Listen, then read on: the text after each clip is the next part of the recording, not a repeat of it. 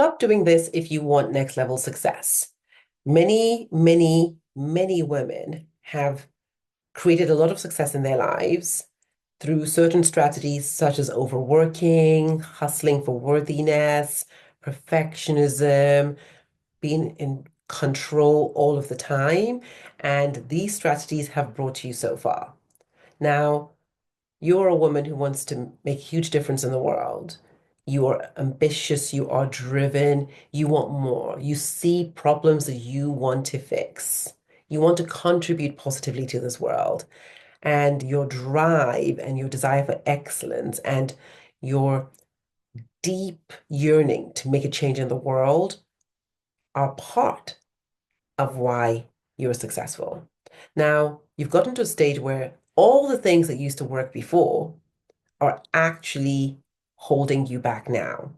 And you're not about to give up on your vision of the world. You want a solution to move forwards. And I completely get it. There was a time when I was a complete workaholic. I would get to work at 7, leave maybe at 9, work 6 days a week at least. I was basically working with the intensity of a Formula One driver and the dedication of a doctor on call. And I wasn't doing this for a few weekends here and there. I was doing this year in, year out. And what happened was I burnt out. I burnt out, and it felt like I was simply going through the motions at work, but my soul, my heart had totally departed. And what used to be exciting, what used to be easy, what I used to just thrive on and take delight in became like a heavy boulder I was carrying on my shoulders. I remember I would wake up in the morning and I'd feel sick to the pit of my stomach at the thought of going to work. So not only was I not enjoying this, the dynamics at work were also very, very stressful. And although I hadn't admitted this to myself, and I hadn't really understood the impact of all of the dynamics, all of my shift in my relationship with my work on my body was definitely aware there was something wrong. I was getting unexplained aches and pains. And I remember sitting in front of a doctor once and she asked me, "Are you stressed at work?" And I look at her like she's crazy. I'm like, "Of course not." I was unconscious. The fact is, I was operating at work under survival mode. I wasn't operating from a space of creation, openness, trust, supportedness. I was feeling under siege. I felt I needed to defend myself, control everything, definitely micromanaged. And instead of this supporting my results, it harmed my results. Yes, my results were good, but at what cost? What was the impact on myself? What was the impact on my team? What was the impact on my relationship with my manager? And so, what I know now is that you have a beautiful, intelligent mind. And we can use this mind in different ways. We can use this mind to envision possibility, connectedness, things going well, success. Or we can use the mind to imagine the worst possible scenario. And when we're constantly imagining the worst possible scenario, then things become so difficult for us because we start seeing the worst possible scenario and we have to work even harder to avoid it. So if you truly want success, you want to stop focusing on the worst possible scenario. You want to stop going to and staying in default brain. You want to activate intention and choose from the menu that is in the universe the things that you desire, the things that you love. You want to show up with confidence, conviction, and commitment to the things that you desire instead of doubt, fear, and trepidation, and always pulling yourself back instead of moving forwards. I say to people, you've got to move with the speed of spirit. When you are in that analysis paralysis procrastination, it is draining. And the very thing that could have been never gets done only because you never took that step. So, whatever it is in life that you truly want, that you're ready for, that next level, you definitely want to stop entertaining everything that is the opposite of that.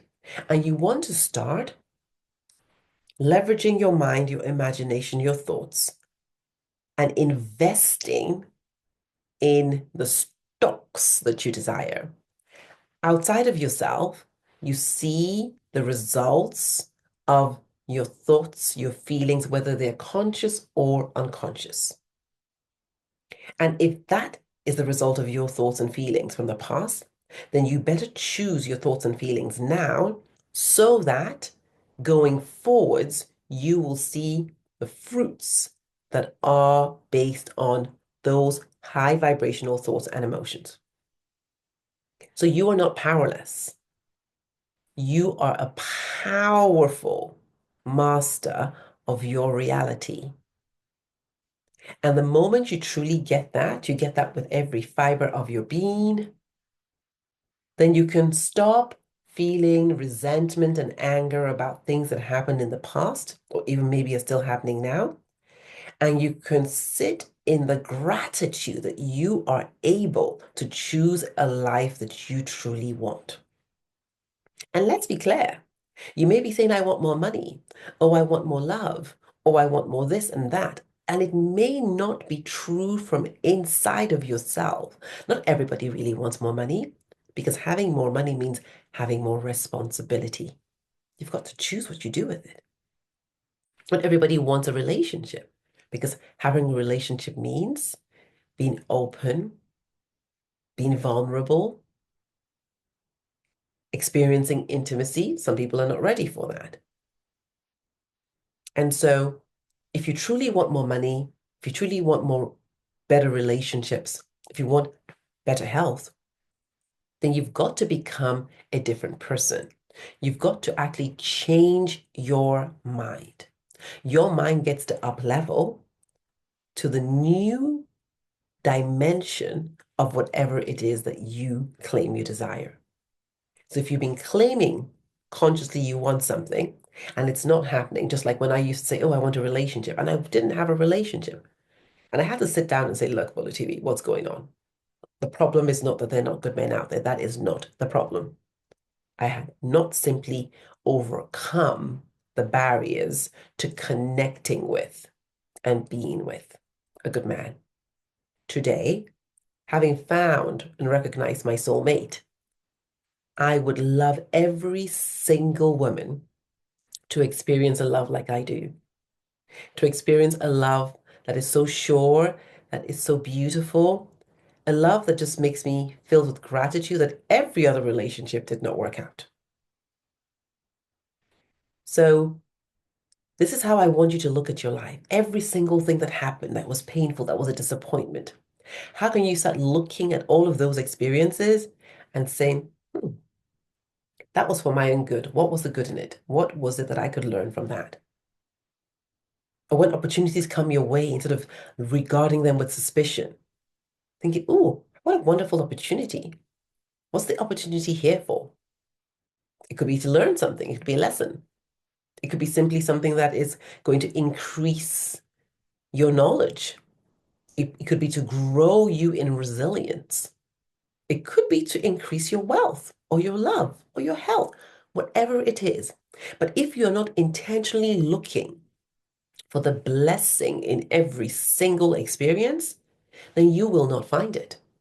You will find the contrary. You'll be stressed by it. Your body will be wiring and firing at the levels of stress, increasing your cortisol, and then your vibrational signature will be stress, woe is me, things are always happening to me, and life will give you even more of that. So, whatever it is in your life that you truly do not want, my invitation is do whatever it takes to shift your relationship with that. and focus more and more energy on what you want. Start using painful experiences as opportunities for contrast. Oh, I really don't like this. Great. So what do I want? Thank you for the opportunity to really paint a picture of what I want. So number one thing that you get to stop doing if you want that next level life, that next level success, is to invest in, entertain negative thoughts, which will create negative feelings, which will magnetize negative experiences. And what you want to start doing is to use every experience as an opportunity to paint an even deeper, more vibrant picture of what it is that you want. And because I know that it is not necessarily easy to shift from a feeling that has been a habit for decades, this is why I do what I do to support you in shifting that identity, not only for a few minutes or days, but sustainably.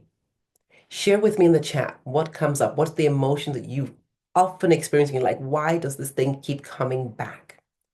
And what is it costing you to keep experiencing that emotion? Love and light.